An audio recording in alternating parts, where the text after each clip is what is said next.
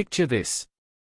A quiet town, a high school gym decorated with cheap streamers and glittery, "Welcome back, Class OF 2013, banners, and outside, under the soft orange glow of a setting sun, the blades of a helicopter start to slice the air. People are holding plastic cups of punch, laughing, shouting across the parking lot. Is that a helicopter? You've got to be kidding. Phones go up. Someone starts recording. The helicopter wheels down right in front of the school. Dust swirls, dresses flap, guys shield their faces. The door opens slowly. Heels touch the ground first, polished, confident. Then a woman steps out in a sleek, tailored jumpsuit, hair perfectly styled, diamond studs catching the light. She removes her sunglasses. Someone whispers, "No way." Because the girl stepping out of that helicopter isn't some celebrity. It's Lily Parker. The same Lily they used to call Lily the Loser. The girl who ate alone in the cafeteria. The girl whose science project got, accidentally, destroyed. The one they had invited to this 10-year reunion, just to make fun of her one more time. And as the helicopter's engine winds down and the crowd falls painfully silent, every single person realizes something. The class loser did not come to be mocked. She came to confront her past. She came to show them who she really is now. And what nobody in that parking lot knows yet is that before this night is over, friendships will shatter, secrets will come out, and some people will have to face the ugliest parts of who they used to be. Now, how do we get here? Let's rewind. Because you don't wake up one day and decide to arrive at your high school reunion in a helicopter, especially not if you're Lily Parker. Back in high school, Lily was invisible until she wasn't. You probably knew a kid like her. Or maybe, you were a kid like her.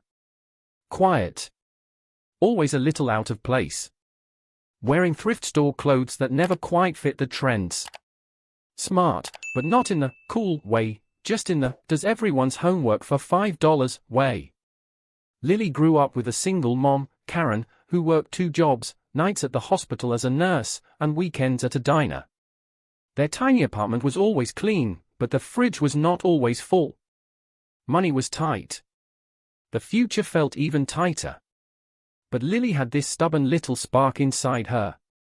She loved to draw. Not just doodles, either, she sketched apps, websites, little imaginary brands with logos and color palettes. While other kids were scrolling through Instagram, she was trying to figure out how the interface could be better. In another world, that would have made her the talented kid. In her school, it made her the weird one. Then there was Brandon Cole. If this were a movie, Brandon would be the cliché golden boy. But real life is always a bit messier. Brandon was captain of the basketball team, sure. Tall, athletic, toothpaste commercial smile. His parents owned half the car dealerships in town, and everyone knew it. He drove to school in a shiny new Jeep while half the student parking lot was full of rust and duct tape. He wasn't pure evil. He laughed, he joked, he could be charming when he wanted to be. But he was the center of gravity of the popular crowd, and people like that, they set the rules without even realizing it. Next to him, always, was Vanessa King. Vanessa was the queen bee. Perfect hair, perfect eyeliner, perfect Instagram grid. Her mother ran a high-end salon, her father was a lawyer. She was used to attention. She was used to people saying yes to her. And then, there was Lily. Lily in her faded jeans. Lily in her second-hand hoodie. Lily clutching her sketchbook like a shield. Let me take you to one specific day, because this is where it really started. Sophomore year. Lunchtime. The cafeteria hums with noise. Trays clatter, someone's laughing too loudly in the corner, there's the faint smell of pizza and industrial cleaning chemicals. Lily sits at a corner table with her back to the wall, sketchbook open beside a small carton of milk and a sandwich wrapped in wax paper. Her head is bent over her drawing, some interface for an imaginary app where people can swap skills instead of money. She's in her zone. She doesn't see Vanessa walking toward her. "What are you drawing, Parker?" Vanessa's voice slices the air. Lily freezes for a second. She hasn't done anything wrong, but that never mattered. She closes the sketchbook halfway, like she's afraid the contents will be stolen. Nothing. Just stuff, Lily mutters. Vanessa smirks. Let me see. Behind her, a couple of girls giggle. One of them is Jenna, Vanessa's shadow, always hungry for a laugh. It's private, Lily says, a little more firmly. She's surprised at herself. Oh, relax, it's not like you're Picasso, Jenna snorts. And then Brandon slides into the scene, dropping his tray on the table next to Lily's. What's going on? He asks, all easy charm. Lily here doesn't want to share her masterpiece, Vanessa says, rolling her eyes. Brandon leans an elbow on the table, close enough that Lily can smell his cologne, a sharp, expensive scent that doesn't belong in a public school cafeteria. Come on, Parker. We're curious, he teases. He reaches out suddenly and whips the sketchbook away before Lily can stop him. Her heart jumps into her throat. Hey, please, don't. But it's too late. Vanessa and Jenna are already leaning over Brandon's shoulder. The page shows a clean, minimalistic design.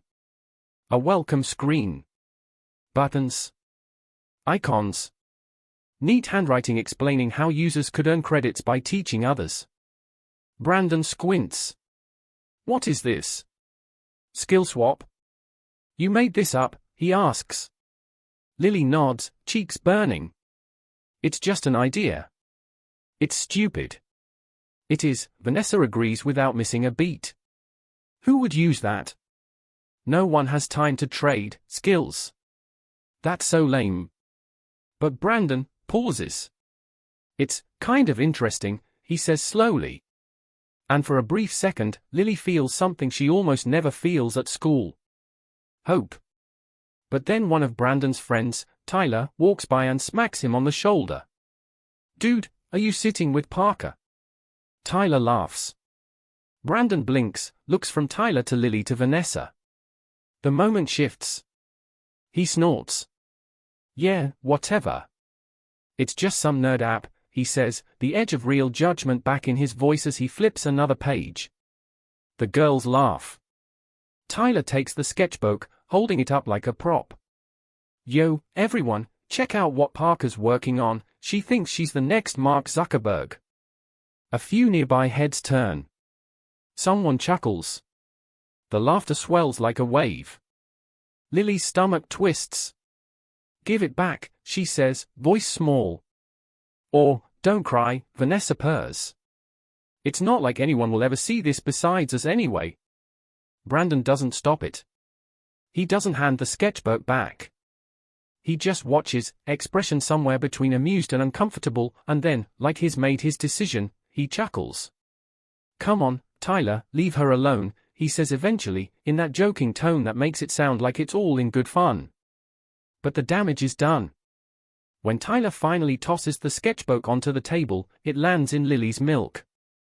The bottom pages soak through. Milk runs into her drawings, softening the pencil, turning her imagination into a grey smear. Lily stares at the mess. For a moment, the noise of the cafeteria fades into a dull roar in her ears. Vanessa takes a picture. Memories, she says with a grin. Lily never eats in the cafeteria again. Here's the thing about high school, the big moments hurt, but it's the little ones, repeated over and over, that really shape you. A shove in the hallway, by accident. A snicker when she raises her hand in class. A fake invite to a party that must have gotten lost when she shows up and no one's there. Day after day, Lily learns the same lesson. You are less. You are a joke. You are someone people practice their cruelty on. But she also learns something else. She learns how to disappear. She starts taking a different hallway to avoid the popular crowd. She eats lunch in the library, tucked behind stacks of old books. She wears headphones all the time, even when they're not playing music, just to have an excuse not to respond. Some nights, she lies in bed and whispers into the dark, I just have to get out. I just have to survive this. Have you ever had a season of your life like that? One where you're not really living, you're just surviving? If you've ever felt like that, let me know in the comments. You never know who might see your comment and feel less alone. The worst of it comes junior year. There's a tradition at their school, senior predictions. It's a stupid thing students do, a fake booklet, printed on someone's home computer, where they list all the seniors and joke about their future. Most likely to be a movie star. Most likely to live in their parents' basement. Most likely to go to jail. It's meant to be funny. It usually isn't. The year before Lily graduates, the seniors decide to test run the idea on the juniors. Vanessa, of course, is in charge of the whole thing. One morning, copies of the fake junior predictions are scattered all over the hallway. People pick them up, laughing, pointing. Lily doesn't look for hers. She tries to keep her head down, walk to class. Then she hears it. "Hey, Lily," someone calls. It's Vanessa. She's leaning against a locker, holding a copy of the booklet like a trophy. Brandon's beside her, arms crossed. "Want to see yours?" Vanessa asks sweetly. Lily already feels sick. She shakes her head. "No, thanks." "Oh, come on," says Jenna, appearing at Vanessa's shoulder. "You're in here. You should be flattered." Vanessa flips open the booklet, making a big show of it. Here it is, Lily Parker. She pauses, milking the moment as a small crowd gathers. Most likely to peak at minimum wage. Laughter explodes around them. Someone whistles. Someone else calls out, "Ouch!" Lily's cheeks burn so hot she feels dizzy. Brandon glances at her. For a second, there's something like guilt in his eyes. He opens his mouth like he wants to say something. And then he shuts it again. "Come on, Ness, don't be mean," he says lightly, but he's smiling. He doesn't take the booklet from her hand. He doesn't tear it up. He just stands there, while Lily's humiliation gets stapled to her soul. She walks away with that sentence echoing in her head. Most likely to peak at minimum wage. She tells herself it's just a dumb joke. But jokes stick.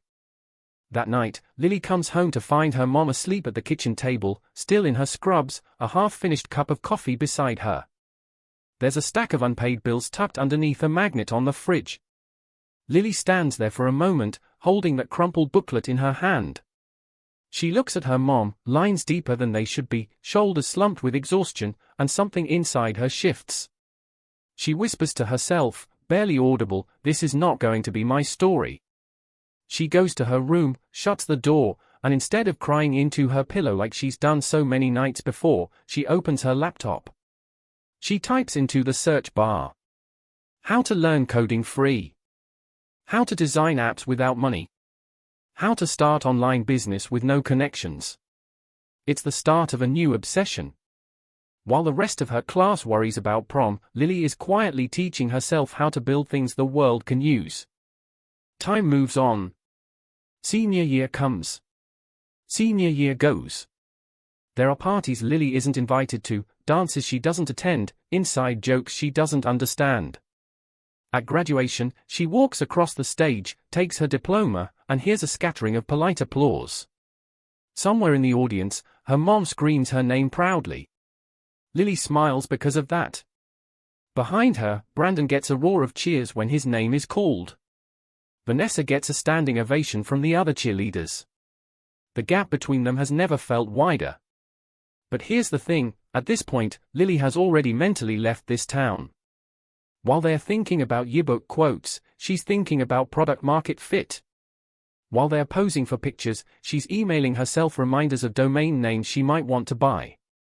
Her secret world is bigger than their small-town hierarchy. She just has to survive long enough to step into it. Years pass. If you've ever gone to a high school reunion, you know something. 10 years is enough time for people to become completely different, or exactly the same, just with more bills. Lily moves to a city 3 hours away. It starts small. She takes community college classes in the evenings while working during the day at a tiny print shop. She designs flyers for local businesses, logos for side hustles, birthday invitations for kids. She saves every spare dollar. Her laptop is old. It overheats and crashes sometimes. She pats it like a stubborn animal and whispers, "Come on, not yet. We're almost there." Over time, she builds a small portfolio. Then, one day, a client she designed a logo for mentions a friend who's looking for a UX designer for his startup. "Nothing big," he says. "Just an app to help people swap services in their neighborhood. You know, like you tutor my kid, I mow your lawn, that kind of thing." Lily freezes. "You mean like skill swap?" she asks softly. The man blinks. "You know it." She smiles for the first time that day. "I know the idea." She pours her heart into that freelance project. She sketches wireframes on napkins during her lunch break, stays up until 2 in the morning tweaking button placements and color palettes. The startup isn't huge. They don't have much money to pay her. But they give her something that matters more. A chance. The app launches. It doesn't blow up overnight, but it does okay. Well enough that other people start calling. "Hey, I saw what you did with that SkillSwap app. Can you help with ours? Do you do full product design? Do you consult?" Lily discovers something wild: word of mouth is real. Within a few years, she goes from juggling 3 freelance clients and a day job, to quitting the day job. Then she stops thinking of herself as just a freelancer and starts thinking like a founder. She launches her own small design studio, Greyline Labs, named after those smudged pencil lines from her ruined sketchbook. It's her little private rebellion. She works with startups. Then mid-sized companies. Then, eventually, actual big-name clients. Paychecks that used to make her eyes widen become normal. She hires people, other kids like her, who were overlooked, underestimated, hungry to prove themselves. She mentors them. She buys her mom a reliable car. Then a better apartment. Then she quietly pays off her mom's debts without announcing it. Money doesn't fix everything, but it does buy breathing room. Still, some nights, when it's quiet and she's alone in her sleek little office with floor-to-ceiling windows overlooking the city, she remembers that crumpled booklet. Most likely to peak at minimum wage. And somewhere inside, a younger version of herself smiles grimly. Not anymore. 10 years after graduation, an email lands in her inbox. Subject line: Lakeside High, Class of 2013 Reunion. Lily stares at it for a long moment. Part of her wants to delete it immediately. But curiosity wins. She opens it. "Dear Class of 2013, the message reads, we're excited to invite you to our 10-year reunion. It's the usual stuff. Catered dinner in the renovated gym. Music. Old photos. A slideshow. A chance to reconnect and see where everyone ended up." At the bottom, Lily sees the committee names. Vanessa King, Event Chair. Jenna Morales, Planning. Brandon Cole, Sponsorships. Of course. There's a little RSVP link. Yes, no, maybe. Lily hovers her mouse over no. Then, for some reason she can't quite name, she clicks maybe and closes her laptop instead. Meanwhile, back in their hometown, in a renovated cafe that used to be a dry cleaner's, Vanessa sits with Jenna and Brandon, planning the event. "So, we need to make this reunion unforgettable," Vanessa says, sipping her iced latte. "People are already bored of reunions. We need content." She says, content, like it's a holy word. Jenna nods eagerly. "We could do a glow-up slideshow. You know, then and now photos. That'd be so fun." "That could also be mean," Brandon points out, tapping a pen on the table. "Some people didn't exactly glow up." Vanessa shrugs. "That's their problem, not ours." There's a beat of silence. "Speaking of," Jenna says slowly, "did you see who RSVP'd maybe?" She flips her phone around. "Lily Parker." Vanessa raises an eyebrow. "No way she comes." "She clicked maybe," Jenna insists. "That means she thought about it."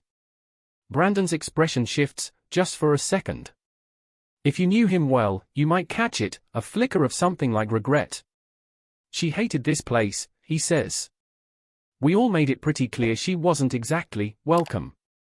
That was high school, Vanessa says dismissively. Besides, it'll be hilarious if she shows up. Jenna smirks. You think she's still, still the same? Vanessa finishes. What, did you expect some glow-up montage? Please. Girls like Lily don't change. They just fade away. Brandon doesn't laugh. Instead, he stares at Lily's name on the screen. Maybe she did change, he says quietly. Vanessa waves a hand. If she did, we'll see it. Honestly, I kind of hope she shows up. It'll make great before and after content. She says it like Lily is a prop, not a person. And that's the thing, you don't always notice the cruelty in the moment when you're the one dishing it out. It feels like a game. It feels harmless. Until it isn't. Back in the city, Lily is having dinner with her friend and operations manager, Maya, when she brings up the reunion. You're not actually thinking of going, are you? Maya asks, stabbing a piece of grilled chicken. Lily shrugs. I don't know. Part of me wants to never set foot in that building again. And the other part? Maya asks gently. The other part, Lily swirls her water in the glass. The other part is tired of being afraid of a place that isn't even mine anymore. Then don't go afraid, Maya says. Go as you. As me, Lily repeats. Yeah, Maya says with a grin. As the CEO who just closed a 6-figure contract and negotiated it like a boss. As the woman who bought her mom a house. As the girl whose loser idea ended up changing people's actual lives. Lily smiles despite herself. I don't want to rub it in their faces. Who said anything about rubbing? Maya's eyes sparkle. Maybe it's not about them at all. Maybe it's about you walking into that building and realizing they don't own that part of your story anymore. Lily leans back. You know, for someone who hates cheesy lines, that was pretty cheesy. Yeah, well, sometimes you need cheese, Maya replies. But, purely hypothetically, if you did want to make a statement. Lily raises an eyebrow. What are you thinking? Not a dress. Not a speech. Maya leans in. An entrance. Lily laughs. What, you want me to roll up in a limo? Maya grins. Bigger. What, a parade? Bigger. Lily snorts. What, a heli? She stops. Maya's grin turns devious. Now you're getting it. You're insane, Lily says, but there's a spark in her eyes now. I am not renting a helicopter just to go to a high school reunion. Why not? Maya shrugs. You've rented them for clients. For site visits. For that countryside retreat the investors insisted on. That was for business. Maya tilts her head. And this isn't business? This is emotional business. Inner child business. Lily laughs, then sobers. Do you think that makes me petty, she asks. To show up like that? Like I'm trying to prove something? Maya thinks for a moment. I think, she says carefully, it depends on why you're doing it. Are you doing it to say, look at me, you losers, I'm rich now? No, Lily says immediately. The idea makes her nauseous. Or are you doing it to say, the girl you wrote off is gone? This is who I am now. I owe you nothing, but I'm not hiding anymore. Lily takes a breath. Maybe, the second one, she admits. Then do it, Maya says.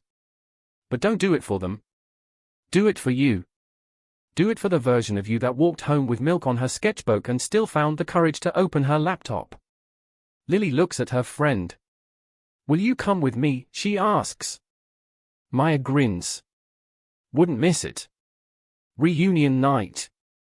The sun is dipping low, painting the sky gold. The parking lot of Lakeside High is packed with sedans, SUVs, a few flashy cars someone clearly rented just for the occasion. Inside, the gym has been transformed. Sort of. There are fairy lights strung along the walls, a photo booth in one corner. A DJ plays throwback hits from their high school years. A slideshow of yearbook photos plays on a projection screen. People are already a little buzzed, hugging, shouting, "Oh my God, you haven't changed at all." Vanessa stands near the entrance in a shimmering dress, greeting people. "Hi. You look amazing. Grab a name tag, some of us are old now," she says with a laugh. Jenna is fussing with the guest list, checking off names. Brandon is by the bar, making small talk with former teammates. "So what are you up to these days?" someone asks him. He shrugs. "Helping run my dad's dealerships. You know how it is." "Of course you are," the guy says with a grin. "Born for it." But as Brandon nods, his eyes keep darting to the door. He doesn't know what he's looking for. Maybe he's hoping Lily won't show up. Maybe he's hoping she will. Outside, somewhere just beyond the town limits, a helicopter lifts off from a private landing pad. Inside, the DJ switches songs. Someone clinks their plastic cup to get everyone's attention. "Hey! Guys! Let's get a group photo soon, okay?" Vanessa calls out. "Should we wait for more people?" someone asks. Vanessa shrugs. "If they're not here yet, they don't matter." Jenna leans in. Still no sign of her. Vanessa's lips curl. "Told you. She wasn't coming." That's when someone rushes in from the parking lot, eyes wide. You guys might want to come outside," he pants. There's something you need to see." "What, did someone crash their car already?" Jenna jokes. "No," he says. "It's a helicopter." Everyone laughs, thinking he's messing with them. But then the DJ, curious, peeks out the side door. "Holy," he blurts, cutting off his own words. He's not kidding. The music stutters to a stop. Within seconds, people are flooding toward the exit, drawn by curiosity like moths to a flame. Phones are out. Cameras are recording. The helicopter circles once over the field, then begins to descend toward the far side of the parking lot, where there's enough open space. The sound is deafening. Wind whips through hair and clothes. Vanessa's jaw drops. This is ridiculous, she shouts over the noise, but her eyes are glued to the descending aircraft. Brandon steps out onto the sidewalk, shielding his eyes as the blades spin. The helicopter settles. The door stays closed for a moment, the whole crowd holding its breath. Then, click. The door swings open. A woman steps out, one heel at a time, like she's stepping into her own movie. Her hair is styled in loose waves. Her outfit is simple but expensive looking, dark tailored jumpsuit, understated jewelry, a watch that alone probably costs more than most people's first cars. There's a quiet confidence in her posture, in the way she pauses to thank the pilot, then descends the short steps. She removes her sunglasses. Her eyes scan the crowd. And as she smiles, slowly, like she recognizes them and finds it all vaguely surreal, the murmurs begin. "Is that? No way. Lily? Holy, that's Lily Parker."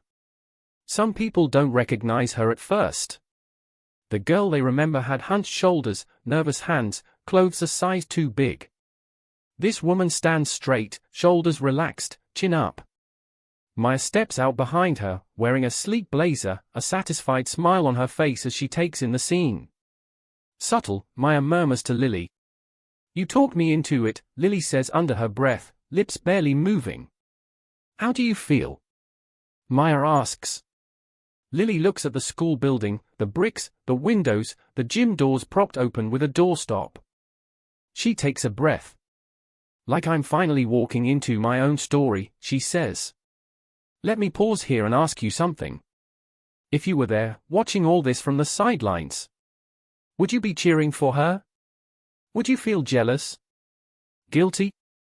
Scared that one day someone you hurt might come back, not to destroy you, but simply to show you how small your cruelty really was? Tell me in the comments, have you ever seen someone have a glow-up in life that completely flipped the script? Back in the parking lot, Vanessa is the first to recover. She plasters a smile on her face and steps forward, heels clicking.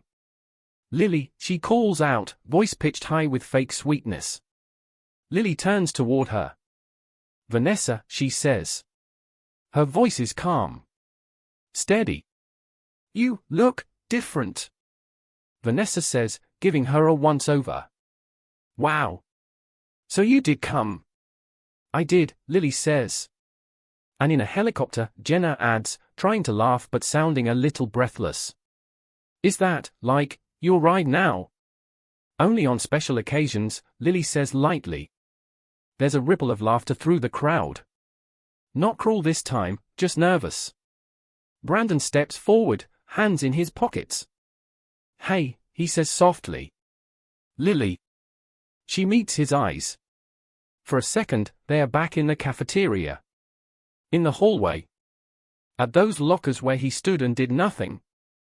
Hey, Brandon, she replies.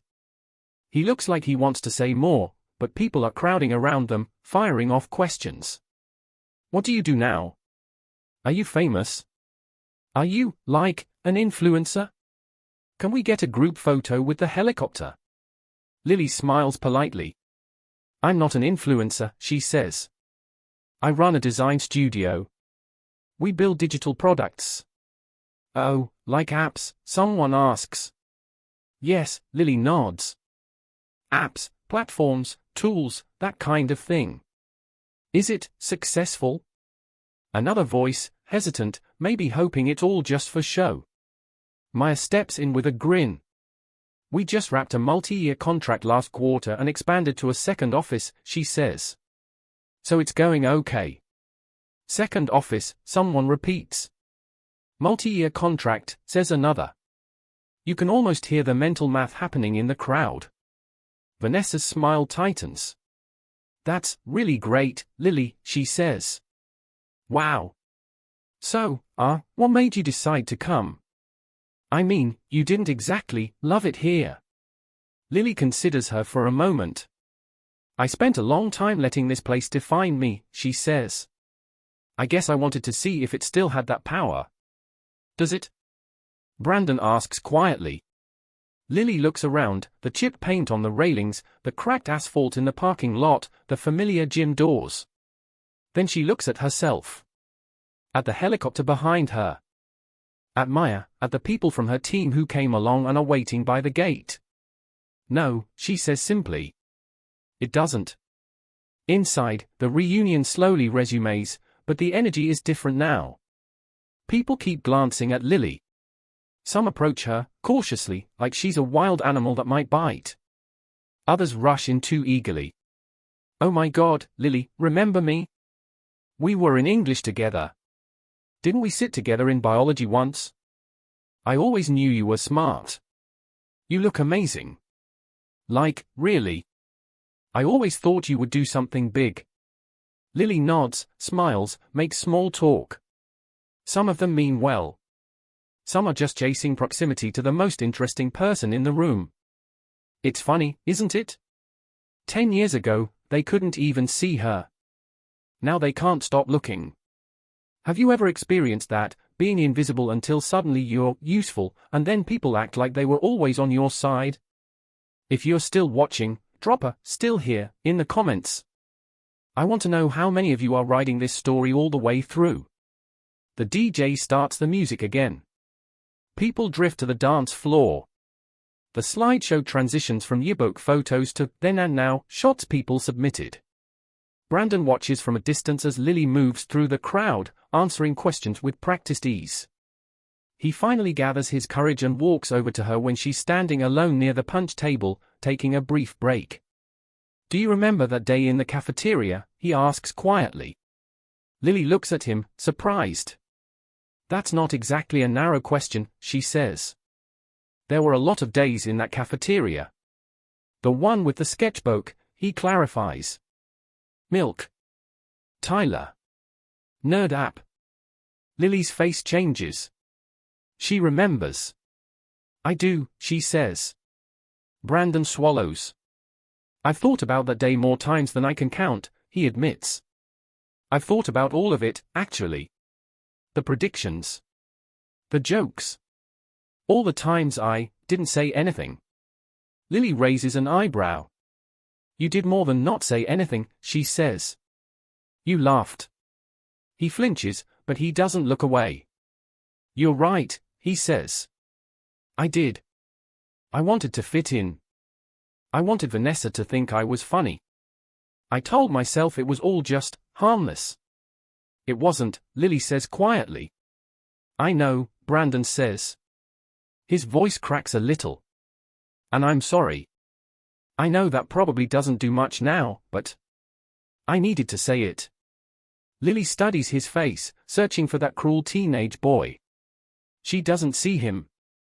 She sees a man with faint lines at the corners of his eyes, a hint of tiredness he didn't have back then, and a weight in his expression that looks a lot like regret. Have you ever apologized to someone years too late? If you have, or if you've wished someone would apologize to you, tell me in the comments. You might not be the only one. Back in the gym, Lily takes a slow breath. Do you remember what that nerd app was, she asks. He nods. Something about people trading skills. Helping each other out. It sounded cool. He gives a weak smile. I didn't say that at the time. No, you didn't, Lily says. That app, well, the idea behind it, that's how I got my first big break. His eyes widen. Seriously? Seriously, she says. It wasn't called SkillSwap, and it wasn't perfect. But it was real. Brandon runs a hand through his hair. So. I was wrong, he says softly. About you. About all of it. Yes, Lily agrees. You were. There's a moment of silence between them. I can't change what I did back then, Brandon says. But I can tell you I'm not that guy anymore. At least. I'm trying not to be. Lily nods slowly. Trying counts, she says. It doesn't erase anything. But it matters. So, can you forgive me, he asks. Lily looks at him for a long moment. You know that feeling when someone asks for something they don't fully deserve, but denying it keeps you chained to the past. That's what she feels right then. I forgave you a long time ago, she says quietly. Not for your sake. For mine. I just never thought I'd get to tell you that to your face. Brandon lets out a shaky breath. Thank you, he says. But, Lily adds, forgiveness doesn't mean I forget. It doesn't mean we're suddenly friends. It means I don't let what you did dictate who I am anymore. He nods, accepting that. That's fair, he says. Across the room, Vanessa watches them. Jealousy burns in her like acid. She sees the way people orbit Lily, the way Brandon's posture is different with her than it ever was with Vanessa, more real. Less performative. Jenna sidles up to her. You okay? Jenna asks. You look pissed. I'm fine, Vanessa says sharply. Sure, Jenna says. You just look like someone else is stealing your spotlight. Vanessa glares. This was supposed to be fun, she mutters. We were supposed to laugh about the old days, not worship Lily Parker. Maybe people are just surprised, Jenna offers. You know. Loser to CEO is a pretty good story. Loser, Vanessa repeats, tasting the word. Exactly. Everyone's acting like she suddenly has value because she has money and a helicopter. Jenna hesitates. Maybe she always had value, she says quietly. We just didn't see it. Vanessa whirls on her.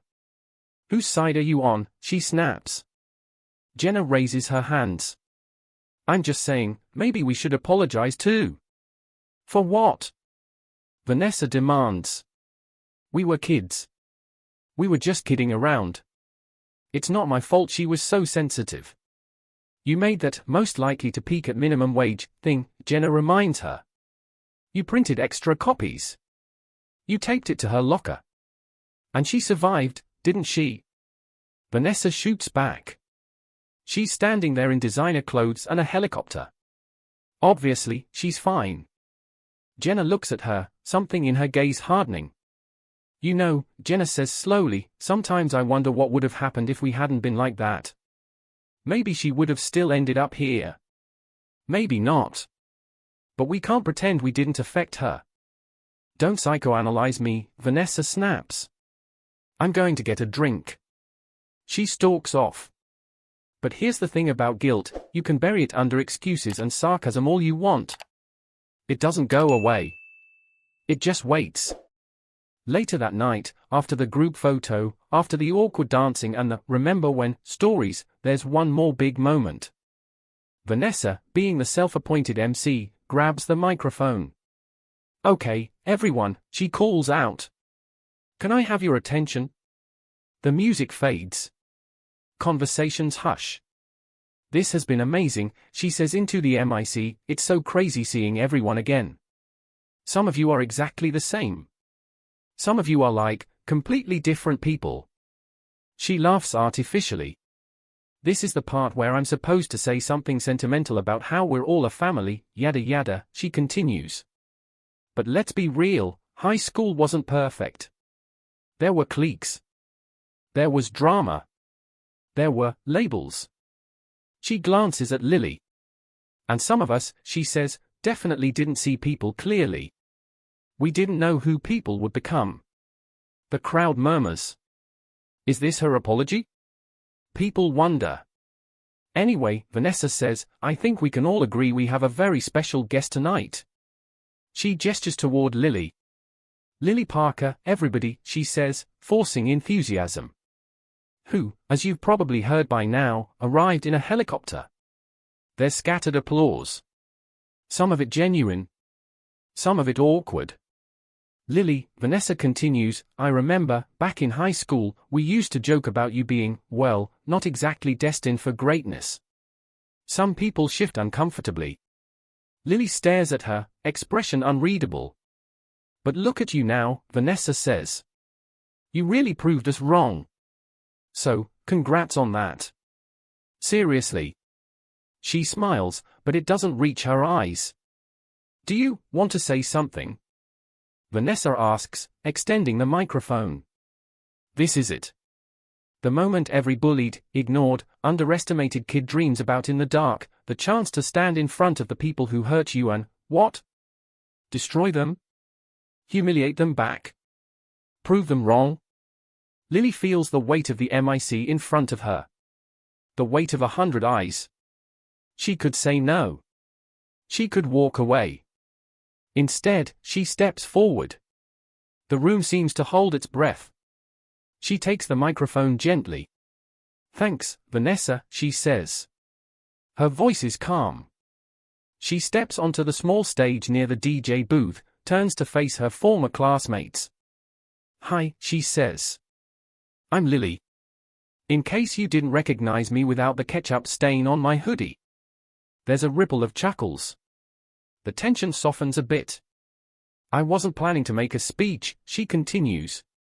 I came here mostly to see this place again. To see, all of you.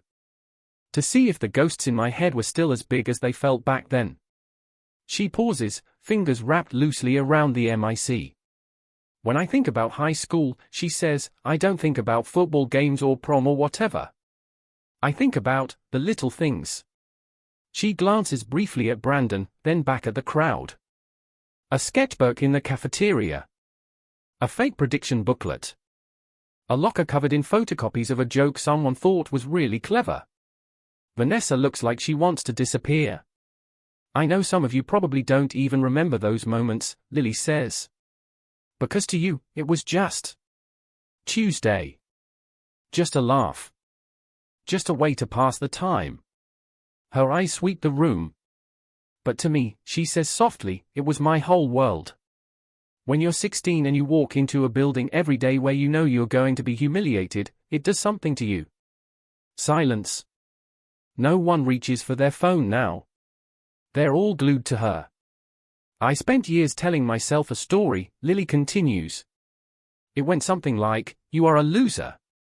You are unlovable. You will never be more than the punchline in someone else's joke. She smiles sadly. And the thing is, I believed it.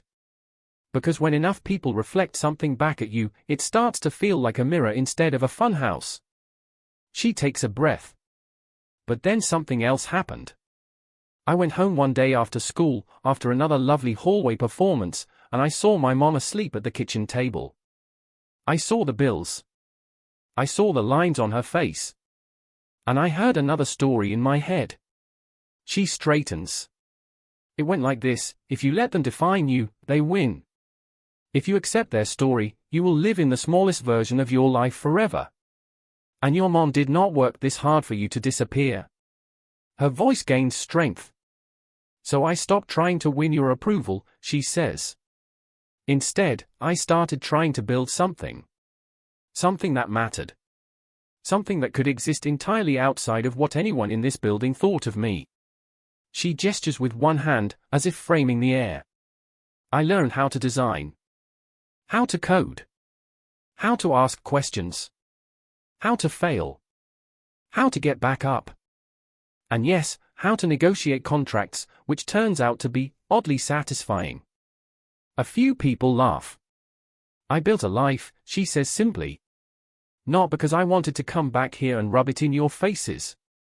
Honestly, this is more attention than I'm comfortable with. More soft laughter. I built a life because I finally understood something, she says. The opposite of being bullied isn't being admired. It's being free. The room is absolutely still. I'm not free because I have money now, she says. I'm not free because I rented a helicopter. That's just optics. I'm free because your opinion of me can walk into this room and I don't crumble. She looks at Vanessa. At the door, Lily says, someone asked me why I came. Here's my answer: I came to show 16-year-old me that she made it out. That the worst thing that ever happened to her is not the most important thing about her. Her voice softens.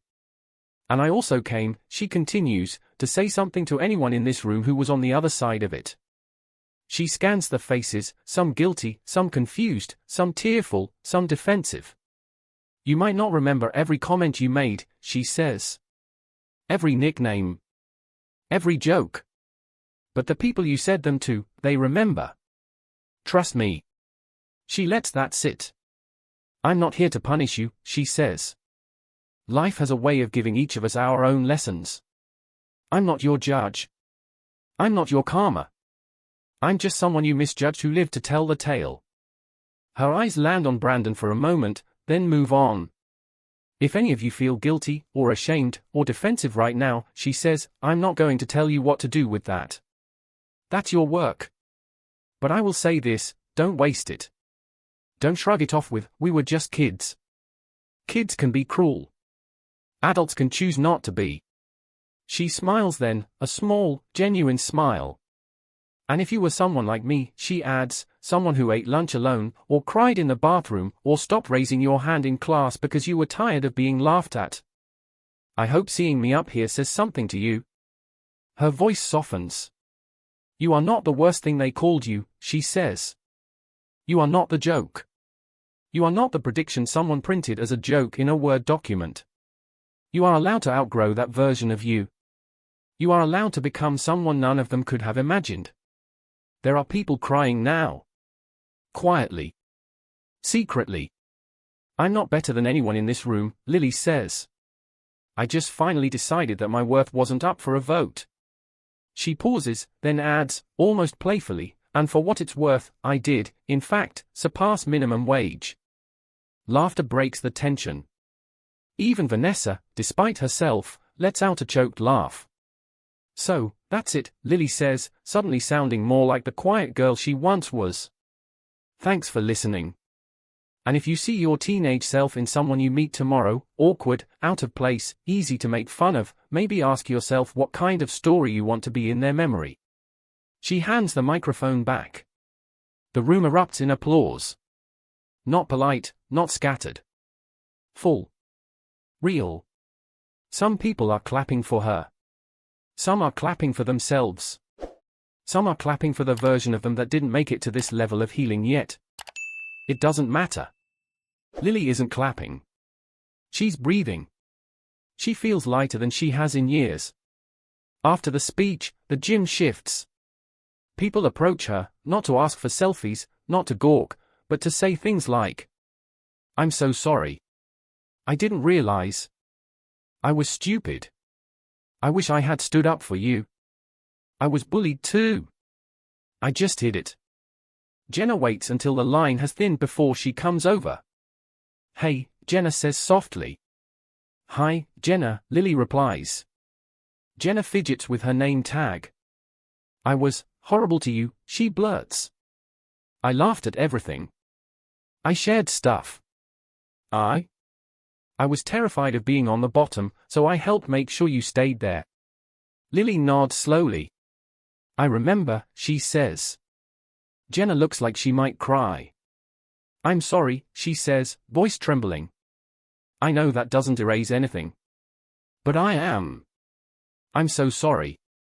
I've been thinking about high school a lot since I had kids, actually. I keep wondering, what if someone treated them the way I treated you?" She shudders. "I don't know what to do with that," she admits. "I can't go back and fix it." "Maybe you can't fix that," Lily says. "But you can decide what kind of parent you're going to be. What kind of adult? What kind of example?" Jenna nods, tears spilling now.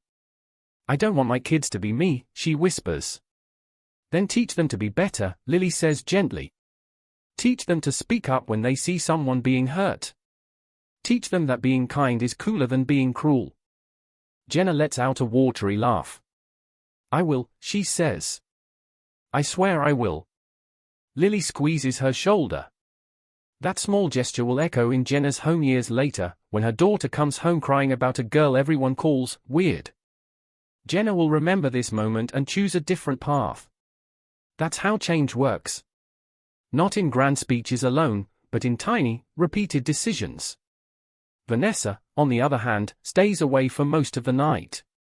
She watches from the bar, nursing her drink, eyes tracking Lily across the room when she thinks no one is looking. But guilt is a persistent ache. Finally, near the end of the night, when the DJ is packing up and people are heading out, Vanessa corners Lily near the exit. "Can we talk?" Vanessa asks. "Sure," Lily says warily. They step outside into the cool air. The helicopter is still there, blades still, like a sleeping dragon. For a long moment, Vanessa says nothing.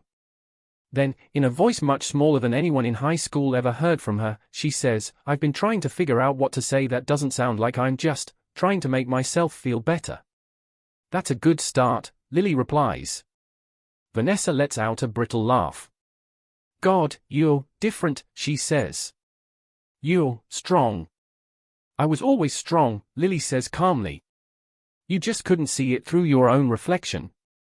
Vanessa closes her eyes briefly. "I was horrible to you," she says. "I know that. I've known it for a while. It was like sport to me, you know? Making fun of you. Taping things to your locker. Starting rumors. Taking pictures when you were upset." She trails off, disgusted with herself.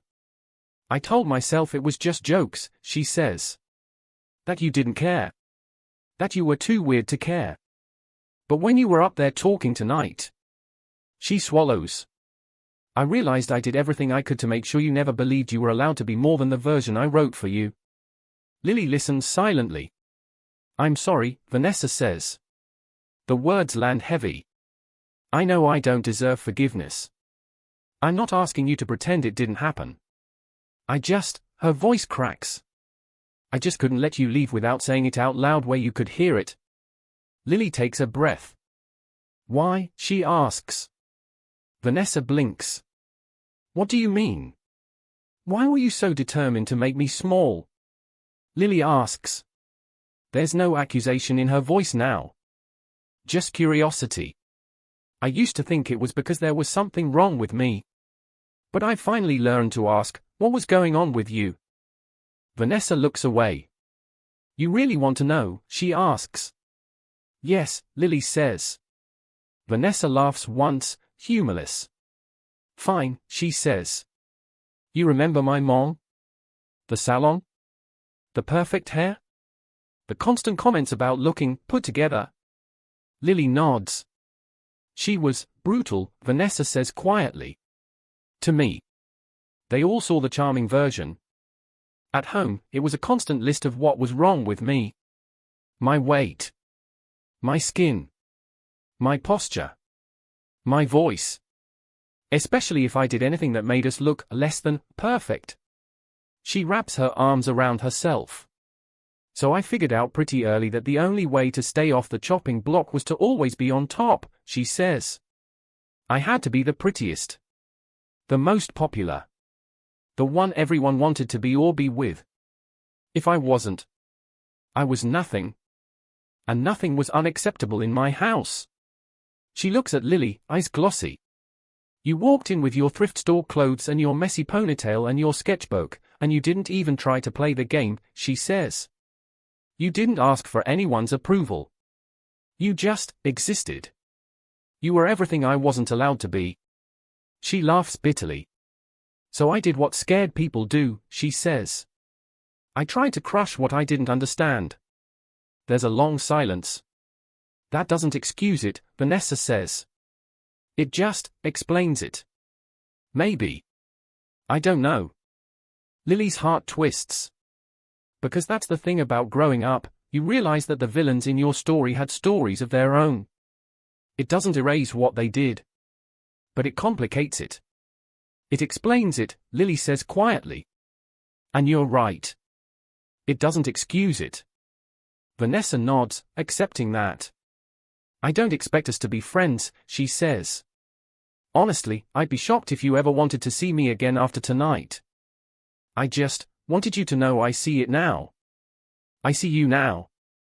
And I'm trying to be different. I'm in therapy.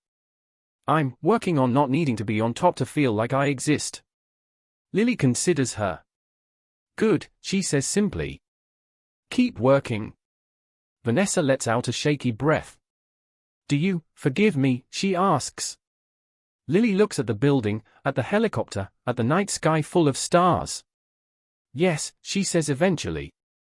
But like I told Brandon, forgiveness isn't a reset button. It's not for you. It's for me. It means I won't carry you around like a ghost anymore. Vanessa nods, tears quietly slipping down her cheeks. Thank you, she whispers. One more thing, Lily adds. Vanessa looks up. If you really want to make this right, not with me, but with the world, you should pay attention to what you do with your influence now, Lily says. You still have it, you know. People still follow you. Listen to you. You could keep teaching them how to tear people down, or you could teach them something else. Vanessa's jaw trembles. I'll try, she says. I don't know if I'm good at that, but I'll try.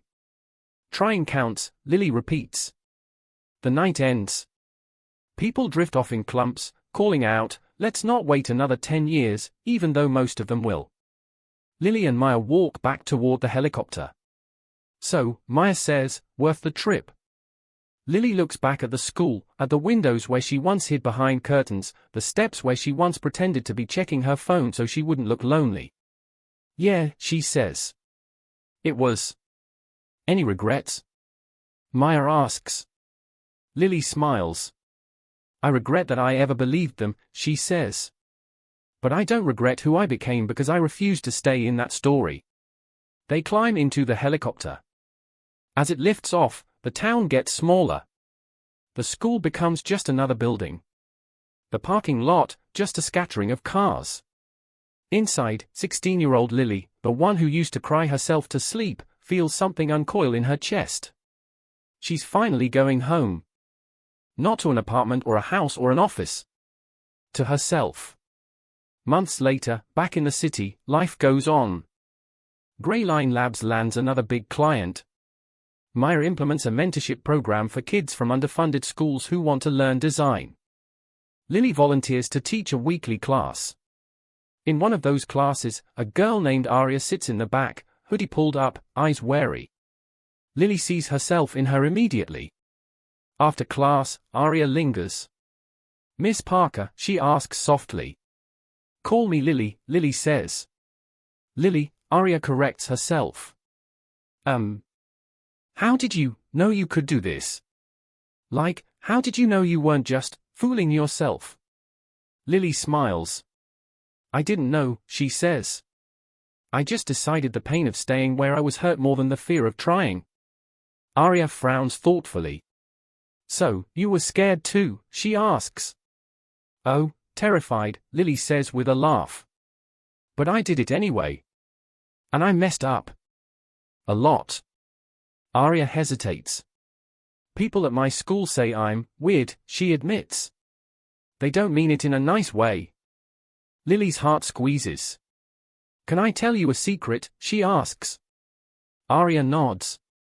Weird kids build the future, Lily says. Cool kids maintain the present.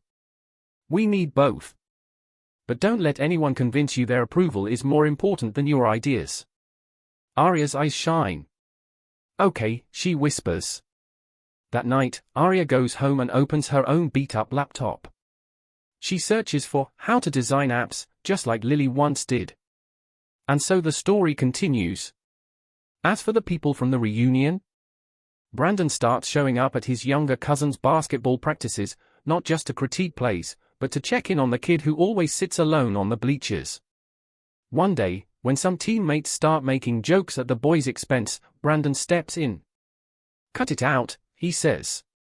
You think you're being funny, but you're not. You're being bullies. The boys blink, surprised. Brandon holds their gaze. I used to be that guy, he says. Trust me. You don't want to carry that around later. They grumble, but they stop. Jenna catches her daughter scrolling through a group chat where classmates are roasting another girl for posting a cringe video. Jenna takes a breath, sits down, and talks to her daughter about empathy, consequences, and the long shadow of words. Vanessa starts using her social media differently. One day, she posts a video. No filters. No perfect lighting. Story time, she says. In high school, I was a bully. Not in the movie way. In the quiet, smile in your face, laugh behind your back way. I hurt people. I humiliated them. And I told myself it was just a joke. She talks about Lily, without naming her. About the reunion. About the speech. I still like pretty things, she says. I still care about my hair and my makeup. But I care more now about the kind of person I am when the camera's off. If you've ever made someone smaller so you could feel bigger, this is your sign to stop. Her followers are stunned. Some unfollow her. Some call her a hypocrite. But some start thinking. And that's how change works too. Messy. Imperfect. Real. One evening, Lily sits on her balcony with her mom, watching the city lights. You seemed lighter when you came back from the reunion, her mom says. I am, Lily says. Her mom smiles, lines around her eyes deepening. I used to worry about you so much, she says. Seeing you come home from school, shoulders hunched, eyes red. I wanted to storm down there and shake those kids. I'm glad you didn't, Lily says. It would have made it worse. I know, her mom sighs. So I just made you dinner.